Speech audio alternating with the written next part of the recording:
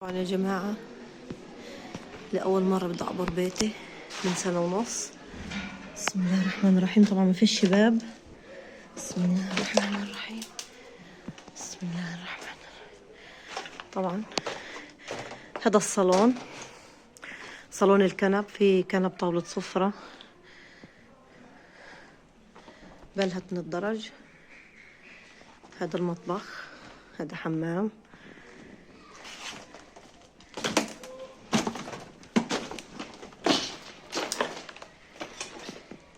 وهذا صالون تاني برضو، فراش عربي كنت حاطة، وكنبة كورنر. وهذه غرفة النوم تبعتي. هذه غرفة النوم. ما فيش. هنا كانت الخزانة يا جماعة، وهنا كانت التخت، وهنا التسريحة، وهنا كان عندي غراض كتير كنت أنا حطاها، حتى كسارة ما فيش شي. لا إله إلا الله محمد رسول الله. الحمد لله على كل حال. يا جماعة اشتركوا بالقناة، حطوا لنا لايك، لأنه حابة كتير منكم يكونوا يتفرجوا على هذا الفيديو. طبعا هاي النقفة، هذه نقفة يا جماعة فيها ضوء كان. وهي دفاية،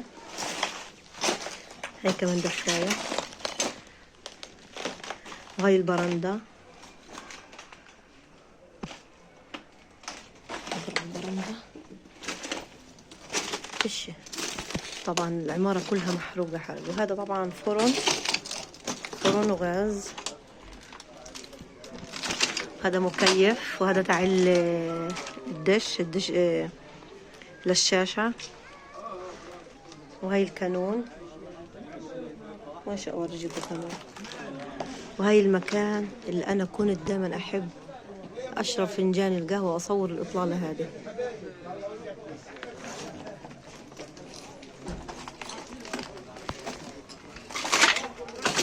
اللي بيشاهدني يا جماعة، انا من غزة، قعدت سنة ونص في الجنوب، وانا موجودة الان وين؟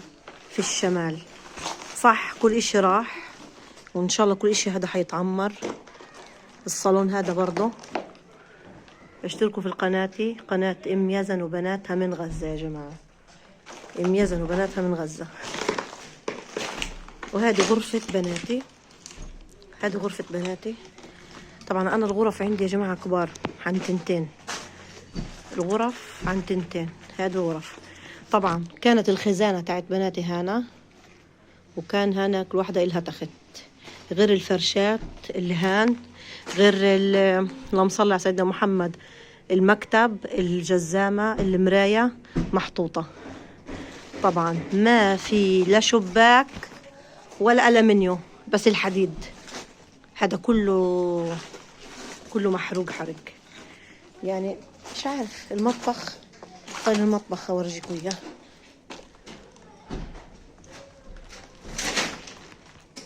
البلاط هيو متفجر. البلاط متفجر.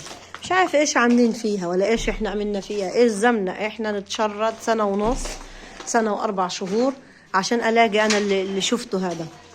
حتى بعرفش حيجيبوا مهندسين اذا العمارة كلها بتصلح انها تنسكن او لا،